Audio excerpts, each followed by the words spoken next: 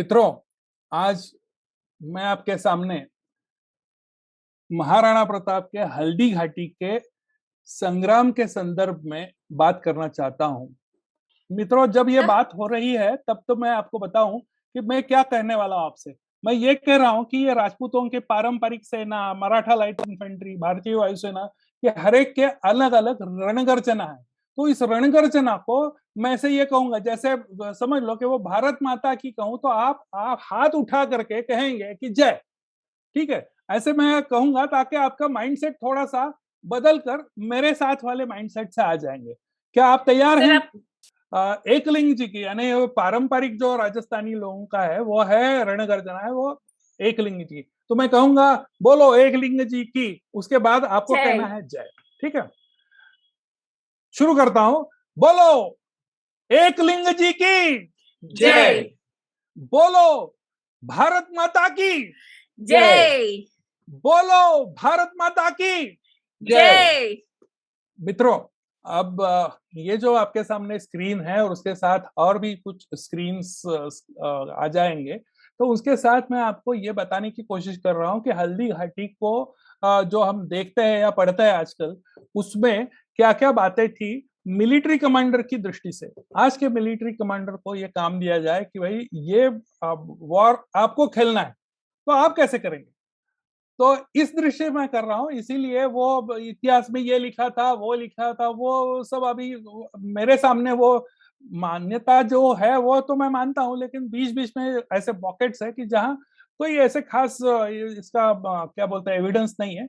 तो मैं एविडेंस को फिलअप करने की कोशिश कर रहा हूं, ये ऐसे समझ लो। और ये आर्म फोर्सेस की तरफ से, मैं अभी स्लाइड्स दिखाऊंगा तो आपको पता चलेगा। ये आपको ई बुक के माध्यम से ये सभी जो स्लाइड्स है वो आपको मिल जाएंगी। उसकी मैंने 50 रुपए कीमत रखी हुई है। वो आप बाद में मेरे से संपर्क में रहेंगे तो मैं आपको ये शेयर करूंगा।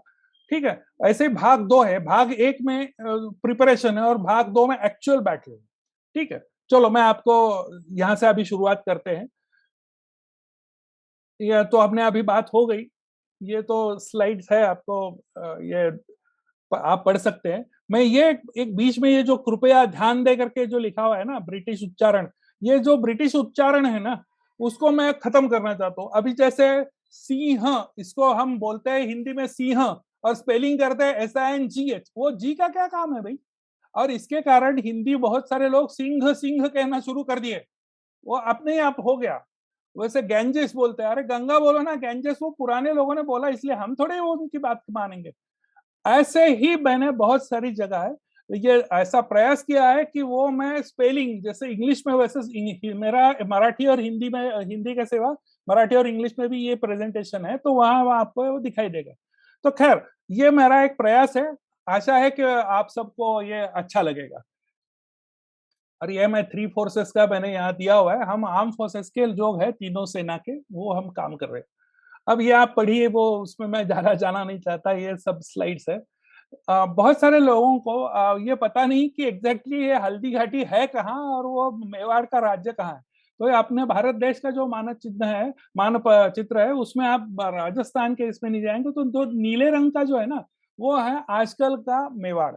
वो 3 या 4 जिले है, ऐसे कह सकते हैं। और ये है नीचे वाला वो महाराणा प्रताप का जो मेवाड़ का एम्ब्लेम। और ये आप जो देख रहे हैं एरो, हल्दी घाटी, एक्चुअल हल्दी घाटी आजकल कैसे दिखाई है, तो ये है हल्दी घाटी। ये जो ऐसे टेढ़े मेढ़े, वो अभी मैं मेरा कर्सर जा रहा है, आप देख सकते हैं। तो ये है यहाँ, ये सब जो है ये इतना ऐसा संकरा मार्ग है, तो दोनों तरफ यहाँ ये भीलों का लगा दिया है या ऐसे, ताकि ये जब यहाँ इसके आसपास से जाएंगे तो पकड़े जाएंगे, इधर से और इधर से बॉक्स जैसा बंद कर देंगे तो सरेंडर कर देंगे। That is the main strategy. लेकिन उनको यहाँ लाने के लिए आपको यहाँ कोई एक्शन करनी पड़ेगी, वो एक्शन है खमनोर में, यानी बनास नदी के साथ पास। चलो आगे चलता हूँ, ये तो आपको आप पढ़ ही लेंगे। एक मिनट, ये हाँ, तो एक दो तीन बातें हैं कि क्या क्या आपका उद्देश्य क्या भाई ये करने का, तो ये आप पढ़ेंगे। तो महाराणा के की गलतियां क्या हुई थी या मानसिंह की क्या गलतियां हुई थी या कमांडर्स की, ये मुझे देखने के दिखाने का कोई शौक नहीं है, ना मुझे ये कहना है। ये क्या हुआ था वो तो आपको पता ही है, और जो हुआ था वो हुआ था, बस दैट्स इट। तो लेकिन हम जब बात करेंगे तो वो हम दिखाना चाहेंगे कि कैसे बैटल हुआ था। उस संदर्भ में हम किसी की गलती नहीं ढूंढ रहे हैं, लेकिन जब हुई ये गलती उसके साथ हुई, वो हुई थी, वो प्रेजेंटेशन में आता है। ये आप देखिए, आप पढ़ ही लीजिए, तो मैं ज्यादा बात नहीं करूंगा। ये नीचे वाला जो पॉइंट है कि आंखों पर चश्मा नहीं है, कलाई में हाथ घड़ी घड़ी नहीं है, आग लगाने के लिए माचिस या लाइटर नहीं है, ऐसी उन दिनों की जो समस्याएं या क्या मर्यादाएं थी, ये सब ध्यान में रख करके ये सब प्रेजेंटेशन किया गया है। अब ये है कि तो आप कह रहे हैं ये तो रचनात्मक स्वतंत्रता जिसको बोलते हैं ना, दैट फ्रीडम ऑफ एक्सप्रेशन, वो उसका हम इस्तेमाल कर रहे हैं, इसके इसके सिवा कोई चारा नहीं है। तो ये सब ये आप पढ़ेंगे तो अच्छा रहेगा, कि मैं इसके ऊपर ज्यादा ध्यान ये नहीं देना चाहता। ये अस्वीकरण यानी डिस्क्लेमर मैंने डाला है। किसी को लगता है कि भाई मेरा कॉपीराइट का भंग हो रहा है, तो विल रिमूव दैट, क्योंकि उसमें बहुत सारे ध्वनि है, चित्र है, फोटोग्राफ्स है, ये अब है, वो जिसको अच्छा नहीं लगता, वो कोई किसी ने ऑब्जेक्शन किया तो निकाल देंगे। ये जियोपॉलिटिकल सिचुएशन क्या थी इस परिप्रेक्ष्य में, कि इस लड़ाई के पहले क्या था, इसीलिए वो लड़ाई कन्वर्ट हो गई। तो ये है राजा अकबर। राजा इसलिए कह रहा हूँ कि वो तब तक सम्राट नहीं बने थे, इसलिए मैं राजा ऐसे शब्द का इस्तेमाल कर रहा हूँ। अकबर थे 32 साल के, और वो मेवाड़ साम्राज्य को मुगल के शासन में लाना चाहते थे। इसके पहले 4 बार के शांति प्रयास विफल हुए थे। ये जो कुंवर, इसमें कुंवर मानसिंह को कह रहा हूँ कि तब तक वो राजा मानसिंह नहीं बने थे, उनके पिताजी जीवित थे। वो उनकी आयु थी 27 साल, और ये आमेर का किला आजकल के जयपुर के पास एक 15-20 किलोमीटर पर है। तो ये बात हो गई, और ये योजना के अनुसार राणा प्रताप, उनकी आयु तब थी 37 साल, वो थे मेवाड़ राज्य के उनके रक्षक, और उनके पास गोगुंदा और कुमलगढ़ ये 2 ही किले बचे हुए थे। उदयपुर और चित्तौड़गढ़, जहां वो पहले राजधानी हुआ करती थी, वो मुगलों ने अपने ऐसे पहले वाले समय ले ली थी। इसलिए अभी महाराणा प्रताप का जो राजधानी का ये था, किला था, वो गोगुंदा था। और गोगुंदा से 50 किलोमीटर दूर कुंभलगढ़ ऐसे किला है कि जो अभी तक किसी ने उसको लड़ाई करके जीता नहीं है। तो वहां ये 2 ही किले थे। अब ये जो अभी बात कर रहा हूं कि ये अभी अब ये कह रहे हैं कि राजनीतिक परिस्थिति के साथ में राणा प्रताप युद्ध में घायल हो जाएंगे, लेकिन पकड़े नहीं गए, तो क्या करना है। तो वो उसके लिए एक मिनट, ये राजनीतिक परिस्थिति इस लड़ाई के बाद क्या हुई, इसका एक संदर्भ है कि ये पकड़े भी नहीं गए, घायल हुए थे लेकिन पकड़े नहीं गए। और उसके बाद 12 साल में उन्होंने बाकी के सभी जो किले थे, वो अपने यानी मेवाड़ के राज्य में ले लिए थे। हाथियों का इस्तेमाल टैंक के युद्धक, यानी आज के जो हम टैंक कहते हैं वैसे है, वो किया गया था। वो कैसे किया गया था, क्या गया था, वो आप आगे वाले पार्ट 2 में आप करेंगे। अच्छा, ये सबसे जो इम्पोर्टेंट बात यह है कि महाराणा प्रताप की मृत्यु हो गई 1597 में। उसके बाद 1615 में उनका जो लड़का था, वो लड़का यानी राणा अमर, और उसका और एक लड़का, तो होते हुए तो अमर सिंह की बात जब चल रही थी, तब इधर से अकबर भी मर गए थे, और उनका जो ये था उत्तराधिकारी, वो जहांगीर था। तो जहांगीर और ये अमर सिंह के साथ वो दोनों की बातचीत हुई, और उन्होंने एक शांति समझौता किया। उसमें एक इम्पोर्टेंट बात थी कि हमारे यानी राजपूतों के महिलाओं का धर्म परिवर्तित नहीं किया जाएगा। ये सबसे नहीं, ये आपको ये क्लॉज कहीं नहीं दिखाई देगा, सिर्फ महाराणा प्रताप के संदर्भ में यानी मेवाड़ के संदर्भ में है। और दूसरा, 5,000 की मनसब दी जाएगी, लेकिन मेवाड़ के शासक वो राय तुम्हारे मुगलों के दरबार में उपस्थित नहीं होंगे। ये भी एक इम्पोर्टेंट बात है कि जो बाकी कहीं आपको दिखाई नहीं देंगी। तो ये स्पेशलिटी है। भले वो मेवाड़ की का राज्य जो है वो मुगलों के अधीन हो गया, लेकिन ये दोनों विशेषताओं, और भी 2-3 है, लेकिन मैं अभी यहाँ दिखा नहीं रहा हूँ। अकबर ने इस अभियान में कैसा भाग लिया था, इसके बारे में है। अकबर ने योजनाबाई और कुंवर मानसिंह ने उसकी पूर्तता की। लड़ाई घाटी के आसपास बनास नदी के किनारे एक समतल जगह है, वो अभी पार्ट 2 में आपको दिखाई देगी। वो वहां लड़ाई की जाएगी और मुगल सेना को पहले तोप खाना, बाद में हाथी और घुड़सवारों का उपयोग किया जाएगा। चारों तरफ से मेवाड़ की सेना को घेर कर उनको सरेंडर करना, ये उनका ये था। और मेवाड़ की सेना का जो गोगुंदा हेडक्वार्टर है, उसे और कुंभलगढ़ को जाने के रास्ते है वो सब उसको बंद कर देंगे, ताकि वो उधर भी नहीं जाएंगे और हमारी तरफ वो सरेंडर कर जाएंगे। और ये दोनों बाद में ये दोनों गढ़ जीत कर वापस आना है। ये अकबर ने मानसिंह को दिया था मैंडेट, जिसको बोलते हैं। ये आप पढ़ेंगे तो ये प्रमुख सरदारों के नाम है। उसमें से एक जो है वो भामा शाह की मैं जरा ज्यादा बात करूंगा यहाँ, ताकि उनका एक महत्वपूर्ण योगदान है। भामा शाह है वो से सॉर्ट ऑफ कहते हैं ना साहूकार, साहूकार कम फाइटर कम, उन्होंने उनकी सेना भी थी। तो ये जो 10-12 साल इस युद्ध के बाद जो हुए थे, उसमें उन्होंने खाना पीना, उसके सभी जिसको बोलते हैं मॉनेटरी हेल्प, ये सब इन्होंने भामा शाह ने की थी। और राणा प्रताप के साथ कम से कम 4 से 5 हजार लोगों की सेना थी। वो जंगल में रहते थे, तो वो सब उनको खाने पीने का बंदोबस्त, वहां के जानवरों का खाने पीने का बंदोबस्त, ये सब ये काम भामा शाह और उनके साथ वाले जो लोगों ने किया था। ये भामा शाह छोड़ करके बाकी बहुत सारे जो है वो इस हल्दी के घाटी में वो ये हो गए, चले गए। ये राजा पूंजा जो है ना, राव पूंजा भील, ये है भील लोगों का सरदार। वो कहते हैं कि उसके पास 400-500 भील थे, जो इनको प्लेसमेंट किया गया था। अभी आपके पार्ट 2 में आएगा कि वो कहाँ कहाँ कैसे प्लेसमेंट किए थे, कि दोनों तरफ ऊपर से वो जब ये हल्दी घाटी में या और कहीं एक दो जगह संकरी जगह है, वहां जाकर के वो उनको इससे अपने बाणों की बौछार से वो ये कर देंगे, मार देंगे। हकीम खान सूर, ये हकीम खान सूर की एक अलग सी कहानी है। ये जो सूर है, ये उसके पहले उसके चाचा, पिता, उसके पिता के पिता, उनका हुमायूं के साथ युद्ध हुआ था। और ये सूर घराने के जो लोग थे, उनकी वो हो गई थी हार। और इसके लिए ये हकीम खान, भले वो मुसलमान था, लेकिन वो इस संदर्भ में मेवाड़ की सेना के साथ जुड़कर के काम कर रहा था। इस हसीम खान का एक वैशिष्ट्य यह है कि उसके पास तोफखाना था। हम ये कहते हैं मीडियम रेंज वाले जो तोहफा होते हैं ना, तोहफे और उसे, तो ये तोफखाने का इंचार्ज था। इसीलिए उसका एक अलग सा सम्मान था। तो ना आर्टिलरी रेजिमेंट, वो अलग अलग जैसे आज के आर्म फोर्सेस में भी है, उसकी एक स्पेशलिटी। जैसे हमारे एयरफोर्स में वो फाइटर बॉयज उनकी एक स्पेशलिटी है, उनको एक अलग सा दर्जा दिया जाता है। माय बॉयज, माय बॉयज, जैसे हमारे चीफ कहते हैं आर्मी एयरफोर्स के, वो बॉयज यानी फाइटर बॉयज। ओके, वैसे। और इधर मानसिंह के भाई है माधो सिंह, मुल्ला काजी खान और लाव रुकरण। और ये जो है, ये दोनों उनके आगे वाले जो फोर्सेस है, जिसको हम फॉरवर्ड्स कहते हैं, वो उसमें थे। गयासुद्दीन या असद खान, या असद खान यही इंचार्ज नंबर 2 है, यानी कि अकबर की तरफ से जो भेजे गए जो आर्मी थी उसका इंचार्ज थे। ये बरहा, ये दोनों भाई भाई जो है वो भी फॉरवर्ड्स में थे।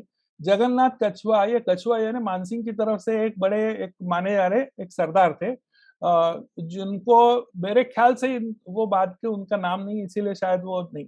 और ये मिहत्तर खान, एक स्पेशलिटी की ये है कि मिहत्तर खान यानी आजकल के संदर्भ में हम जो बात करते हैं, तो वो अफगानिस्तान के जो तालिबान है ना, तालिबानों का अलग अलग ग्रुप्स है। वो तालिबान कोई एक ऐसे संगठन नहीं है उनके। तो उनके अंदर जो ये है उज्बेकी, उज्बेकी कबीले के जो इंचार्ज थे वो है मिहत्तर खान। और उनका स्पेशलिटी है कि उनके पास जो घोड़दल है, वो घोड़ों के ऊपर बैठ करके ऐसे अचूक ये बाण और इसके साथ फेंकना उनकी स्पेशलिटी है। इसलिए सब लोग घबराते थे। जैसे आजकल भी हम तालिबान के लोगों के संदर्भ में हमारी धारणा यही है कि वो ऐसे अत्याचारी और वो ऐसे है, खतरनाक है। सेम मुगलों की सेना की रणनीति का एक भाग। तो ये अभी ये आप पढ़ेंगे तो अच्छा रहेगा। मानसिंह जयपुर से निकलेंगे और वो मांडलगढ़ में आ जाएंगे, और मुगलों की तरफ से जो सेना होगी वो वहां से निकलेगी फतेहपुर से। या हम आजकल फतेहपुर सीकरी ऐसे दोनों नाम करते हैं। सीकरी ये गांव था फतेहपुर किले के नीचे वाले हिस्से में। तो सीकरी के आसपास का सीकरी में फतेहपुर किला है, ऐसे समझ लो।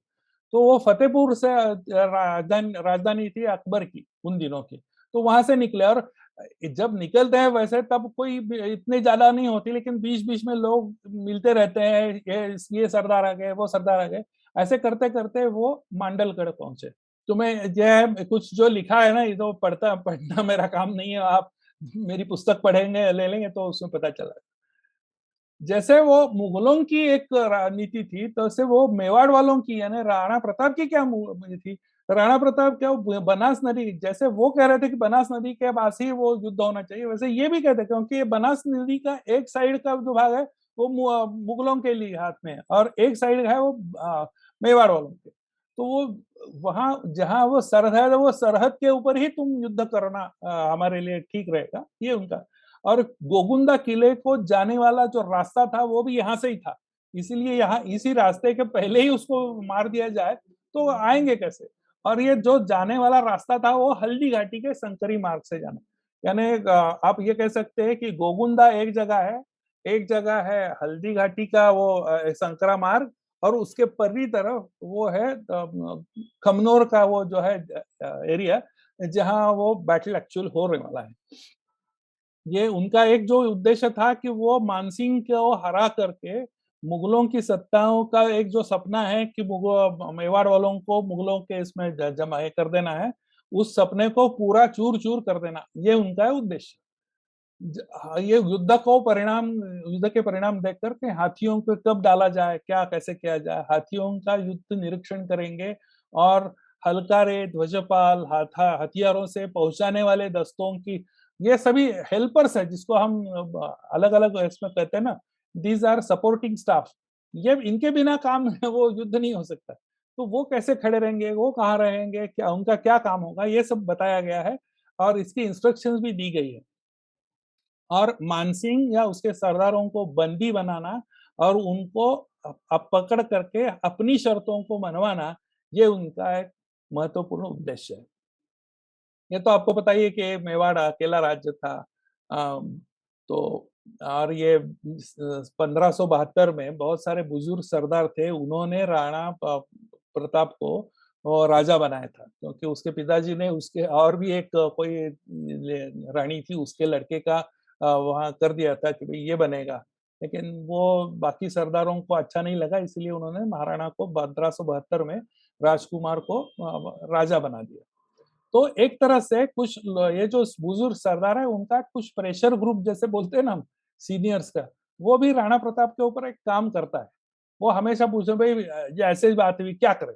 अब ये मैंने ध्यान देकर पाया कि 3 अप्रैल को और आगे जाकर के 18 जून को, जब जिस दिन वहां युद्ध हुआ था, दोनों का शुभ मुहूर्त तो कौन सा था, तो उसमें आता है सर्वार्थ सिद्धि योग। खैर वो आप बाद में पढ़ेंगे तो अच्छा रहेगा।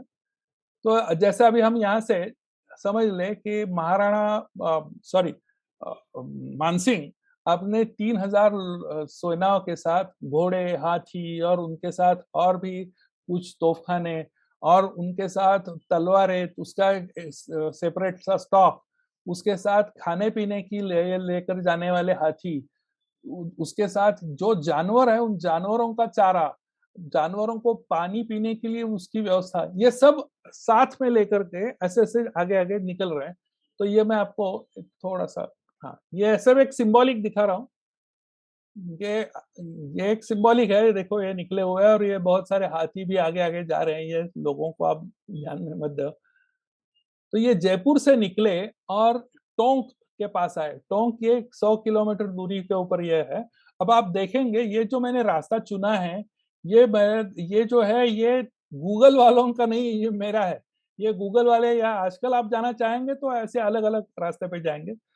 इस रास्ते का वैशिष्ट्य है कि यहाँ पानी पीने की और आसपास की नदियां या छोटी छोटी जो ये होते हैं ना नदियों के, छोटी नदियां, वो है, इसलिए नदियों के किनारे ही वो जा रहे हैं। ध्यान देना, आगे भी बहुत सारी जगह पानी का बहुत किल्लत है, और राजस्थान एक वैसे ही भी एक राज्य है, और वैसे ये इतने जो है 3000 और कम से कम 50 उसमें तो हाथी है, ऊंट है, तो उनको पानी पीने की एक कितनी जरूरत होगी। एक आपको पता हो कि एक हाथी को एक दिन में 200 लीटर पानी पीने को लगता है, एक हाथी को। तो समझ लो क्या होगा। और एक घोड़े को पानी खुद सिर्फ पीने के लिए कम से कम 20 या 30 लीटर पानी हर दिन लगता है। तो समझ लो कि उनके पास अभी 3000 घोड़े थे तो कितने होंगे। और आदमी को और हमारे लिए भी कम से कम 10 लीटर हम पानी पीते हैं, थोड़ा कम आगे पीछे। तो ये इतना पानी की कंजम्पशन है, उसके साथ खाना पीना, उनका चारा, बहुत सारी बातें। तो मैं आगे, अब समझ लो कि हम टोंक में पहुंचे हैं। टोंक से मांडलगढ़ 140 किलोमीटर, पहले 100 किलोमीटर थे और ये यानी 240 किलोमीटर में मानसिंह की सेना जो है वो जयपुर से मांडलगढ़ तक पहुंच गई। ये मांडलगढ़ यहाँ है, ये टोंक यहाँ है। तो ये जो है ये टोंक यहाँ, अब ये बनास नदी आ गई। ये बनास नदी जो वहां युद्ध के समय भी आएगी, ये बनास नदी है, नदी के किनारे के साथ साथ वो जा रहे हैं। मांडलगढ़ पहुंचे, या समझ लो कि वो 3 तारीख को निकले थे, तो उनको वहां पहुंचते पहुंचते अप्रैल महीना तो खत्म हो गया और मई महीने के शुरू के दिनों में वो मांडलगढ़ पहुंचे हुए। अब दूसरी तरफ अकबर की सेना, जो अभी मैं कह रहा था कि ये फतेहपुर सीकरी गांव, फतेहपुर से निकले, वो फतेहपुर से निकले तब मेरे ख्याल से 5 या 6 हजार उनकी सेना का था। और बीच में बाकी सारे आते रहे। ये बुलंद दरवाजे, जहाँ ये फतेहपुर की एक स्पेशलिटी है, वो बुलंद दरवाजा मैं दिखा रहा हूँ। खैर, तो मैं आगे चलता हूँ। तो वो अब फतेहपुर सीकरी से अब वो निकल गए और धौलपुर आ गए। धौलपुर से ये है चंबल नदी। ये सब इनकी तरफ से चंबल नदी का किनारा उनके लिए कंफर्टेबल था, या हो सकते। तो ये चंबल नदी के किनारे किनारे होकर के यहाँ पहुंच गए धौलपुर। धौलपुर की बहुत बारी इसमें भी लड़ाइयों में आता है, it's a very junction like thing. तो ये पहुंचे अभी धौलपुर। अब चले हम धौलपुर से बूंदी। फिर वो चंबल नदी को का ही अब बदल गई। वो अभी हम कह रहे थे बाद ये बनास नदी, अभी वो बदल गई नदी और वो धौलपुर से बूंदी आने के लिए, अब देखिए ये सब ही जो इलाका है, इसमें चढ़ाव और उतार बहुत ये है। तो अभी ये देखेंगे, ये बूंदी यहाँ इस साइड में नीचे दिखाई दे रही है। ये दूरी है 260, ये पहले वाले 100 थे, 64 थे। अब जाकर के ये इधर, ये है बूंदी से मांडलगढ़। मुंडी से मांडलगढ़ जब आ रहे थे तो ये अभी फिर से वो बनास नदी के साथ में दूसरी एक नदी है, चंबल नदी का ही एक है रूप, लेकिन वो चंबल नदी थोड़ी आगे चली जाती है। और ये दिखाने के लिए दिखा रहा हूँ बनास नदी। तो समझ लो कि कोई भी सेना ज्यादातर पानी और उसके अलग अलग कामों के लिए ऐसे पानी के स्रोत के आसपास से चलते हैं। और उस स्रोत के, और इसमें यहाँ जो बड़े बड़े वो ये संस्थान है या राज्य है, उस राज्य के राजधानी में ये जो बड़े सरदार है ना, वो ऐसे टेंट में नहीं रहने वाले टाइप। तो अब समझ लो कि ये मुगल सेना भी होते होते मांडलगढ़ पहुंच गई है, पहले से वो आए हुए हैं। तो ये मांडलगढ़ पहुंचते पहुंचते मुगलों की सेना समझ लो कि मई महीने के 15 या 20 के आसपास वहां पहुंची हुई है। अब ये मांडलगढ़ जब पहुंचेंगे तो अभी देखिए, ये है मांडलगढ़ का ये नजारा।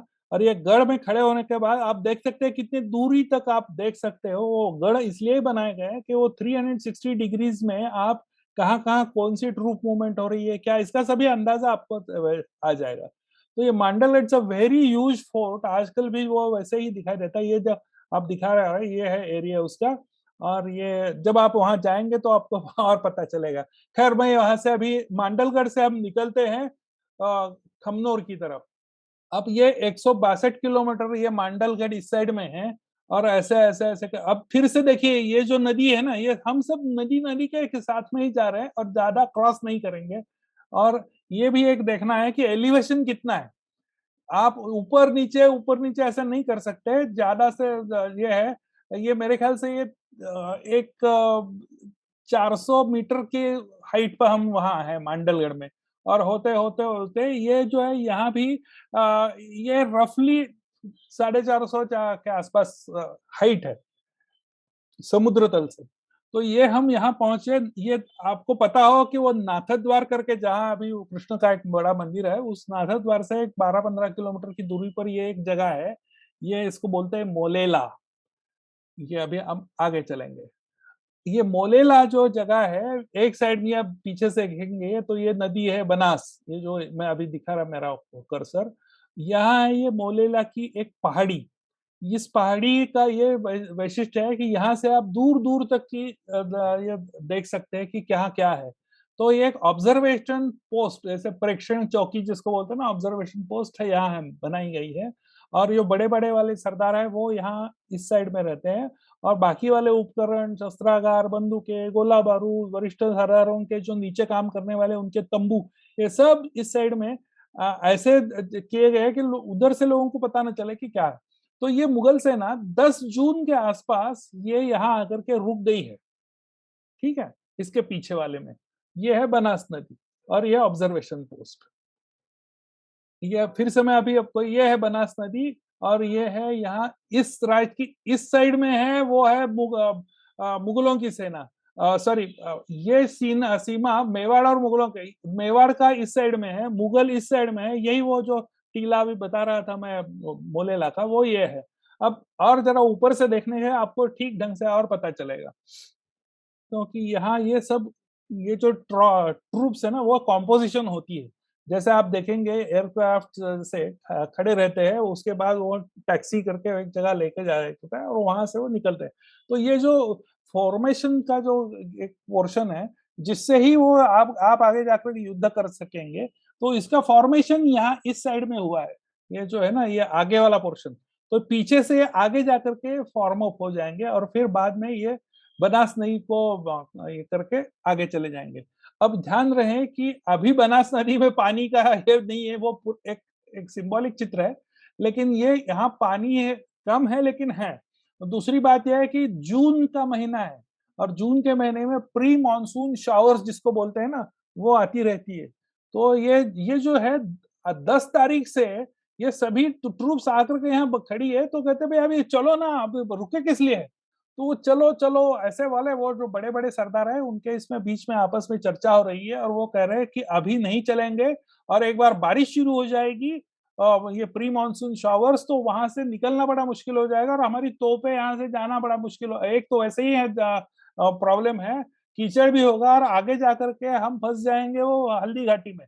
तो these are the constraints of that particular place, that particular time. ये हमें ध्यान रखना है आर्म फोर्सेस का की मूवमेंट, ट्रूप मूवमेंट जब होती है तो बहुत सारी जो बातें रहेंगी, उसमें से मैं छोटे छोटे आपको बता रहा हूँ। जो मैं अभी मोलेला का टीला दिखा रहा था, ये आजकल ये माता देवी, खेड़ा माता देवी है, उनका ये एक मंदिर है यहाँ। तो आप देखिए कितना बड़ा है वो। जब आप यहाँ जाकर के खड़े रहेंगे ना, तो आपको दिखाई देगा कितना बड़ा दूर दूर तक का एक नजारा यहाँ दिखाई देता है, और यहाँ ये नदी भी है, बनास नदी। तो ये ऑब्जर्वेशन पोस्ट के लिए आज भी आप खड़े रहेंगे तो आपको पता चलेगा यही जगह है। यहाँ से ही हम ऑब्जर्वेशन करके आगे की क्या क्या रणनीति है, क्या क्या तैयारी करनी है, वो पता चलेगा। अब ये तो बात हो गई मुगलों की। अब हम बात करेंगे मेवाड़ की सेना का। मेवाड़ का गोगुंदा जो था वो है उनका हेडक्वार्टर, यानी उनकी राजधानी। ये गोगुंदा, ये अब यहाँ से दिखाई नहीं दे रहा है लेकिन यहाँ है। और ये गोगुंदा का जो किला है उसके आज भी आपको दिखाई देगा, तो ये इस तरह से है। इट्स अ वेरी पैलेस वो है, उसके अंदर बहुत सारे अलग अलग काम की जो चीजें होती है किले में, वो सभी है। खंदक भी है, आग में बड़े बड़े वो जिसको तट है वो भी है। ऐसा it's a very secured fort. तो वहां से अभी निकले, और अब ये मेरा कर्सर की तरफ देखिए, ये ऐसे ऐसे ऐसे कर, ये जो रास्ता है ये आज भी वैसे पैदल जाने के लिए है। It's a very difficult track, लेकिन ये रफली अबाउट 65 किलोमीटर से ये दिखाता है। उसके बाद यहाँ से निकलेंगे तो कुंभलगढ़ जाए, ये कुंभलगढ़ ऐसे यहाँ दिखाई दे रहा है। इस साइड में स्लाइड में इसको इधर कर लेता हूँ।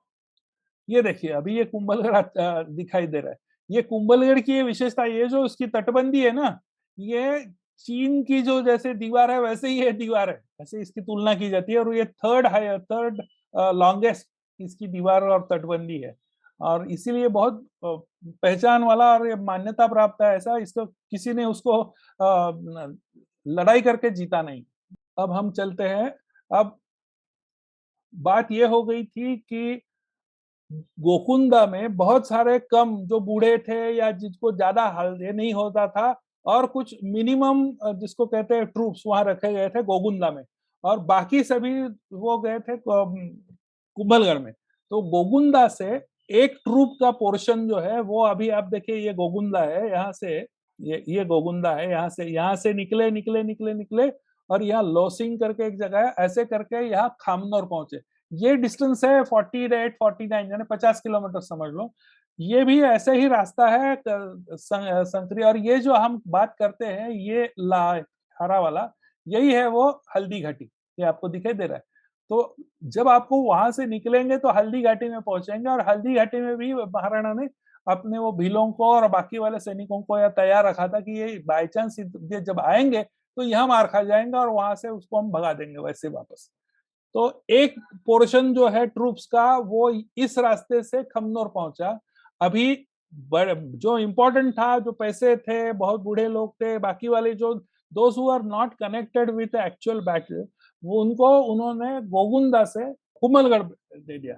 और वहां कुंभलगढ़ में, अब ये कुंभलगढ़ है यहाँ, इस कुंभलगढ़ में ये जो यहाँ से निकले है उनको वहां दे दिया। और यहाँ कुंभलगढ़ में जो सैनिक है वो ऐसे घूम घाम करके यहाँ, ये जो एफ है, एफ का मतलब है रणभूमि यानी खमनौर, ई और एफ जो है, तो यहाँ खमनौर में पहुंचे। वो भी इधर से इधर भी 50 किलोमीटर का डिस्टेंस है। तो एक तरफ से कुंभलगढ़ में और रास्ते में जो जो सरदार उनको मिलने के लिए आए, वो करके करते वो खमनौर पहुंचे। उधर से नीचे से भी आ गए, ऐसे करके दोनों तरफ से खमनौर गांव के आसपास उनकी फॉर्मेशन होना शुरू हो गई। वो कैसे फॉर्मेशन था, क्या था, वो मैं अभी आपको आगे वाले इसमें दे दूंगा, और वो एक्चुअल बैटल कैसे शुरू हुआ था वो बताऊंगा। ये थोड़ा सा ऐसे दिखाई दे रहा है, लेकिन ये thanks to our maharaja of present maharaja of Udaipur, उनके इसे ऑफिस से वो हमने लिया हुआ है ये। तो ये है उसका एक courtesy office of palace and all. तो ये जैसे दिखाई नहीं दे रहा, लेकिन हर एक के यहाँ नंबर दिया गया है, और उस नंबर का एक इंडेक्स भी दिया गया है कि ये कौन है, ये आप छोटे छोटे इसमें दिखा देंगे। तो this is the actual those who have taken part, and most of them got killed. And this the जो रक्त तलाई करके जो बात की जाती है, कि बहुत सारे जो इम्पोर्टेंट जो लोग थे उनके, और उनके जो सरदारों के जो सेना थी उसको रौंदा गया। रफली अबाउट 200 प्लस माइनस वो वहाँ उनका रक्त तलाई यानी ब्लड पूल हुआ था। वो कैसे हुआ था, क्या हुआ था, क्या क्या हुआ, क्यों हुआ, ये सब पार्ट 2 में आपको देखने को मिलेगा। I think for the time being अब ये जाकर के एक मैं आपको ये समीक्षा कर रहा हूँ यहाँ कि till now what we have seen, कि अभी शुरू कैसे हुई, बनास नदी के तट पर दोनों सेनाएं कैसे आकर के खड़ी हुई है, और ये आगे जाकर के आपस में कैसे टकराएंगी, तोफखाना कैसे था, कहाँ खड़ा था, और बरसात की गर्मी पैसने हो सर, सभी दोनों तरफ से वो आपको है ना, वो जिसको उमस बोलते हैं, उस उमस के साथ वो बैठे हुए थे। अब कब कब शुरू करेंगे, कभी भी हो सकती है, बारिश कभी हो सकती है, इस माइंडसेट में ये ट्रूप्स है दोनों तरफ के। तो आज का मेरा प्रेजेंटेशन मैं यहीं ये करता हूँ, और किसी को पूछना हो तो बोलिए, या प्रेजेंटेशन की कुछ स्लाइड के बारे में कोई चर्चा करनी है तो आप कर सकते हैं। I was looking at your presentation though with some this, and when this Battle of Haldighati took place, was Rana Pratap at the beginning of his getting back all the forts, or was it closer to the end of it? Yeah. See, the Battle of Haldighati was a ding-dong battle, and it lasted for about 5 hours plus. At the end of this, Rana Pratap had to disperse in that particular ghati, and announcing that everybody from Mewad side, they should disperse and disappear. That was the instruction given as a military commander. Now, with that, what had happened? Everybody said that Maharana Pratap has lost that battle. Apparently, it looks like that, but in reality, it was not so. This is what we have said in that. What after this particular battle, there was a gap of almost 12 years. And these 12 years, they were that Bhana, Bham Singh, and all those things. They had regrouped themselves, and about a troop of 4 to 5,000 or around that they assembled, and they captured all the what to call forts. but while doing so, they did not fight. It different means were employed, and most of these forts had this thing. Only that Diver, somewhere after 12 years, there was a fight, and then again this thing. So there was no fight. The answer to that from Mughal side or Akbar side, that Akbar was more interested. Now he realized if he is not there, now leave him, because he was more interested in going to Bihar, Orissa, and that side, and he was getting more and more area land, and that is how later on he was called as a Samrat. Okay, that is because he had captured so much of land in different other pockets. So he said, leave this small 3-4 district this thing, and let us not dispute it for the time being. So from Akbar side, this was a second or third priority, and Maharana side, because of that, there was no opposition or not much of a battle. This thing tactics were used. They were also getting their forts back. So this taking the forts back was post Haldighati. These books are available. You can contact me, and you can share your ebook, what called mobile number, and on WhatsApp I can give it to you with a very small fee, about 50 rupees is the charge for each part. This battle speciality is that it is in English, Hindi, and Marathi. So it is in 3 languages. Whatever you are more comfortable, you can go ahead and buy that.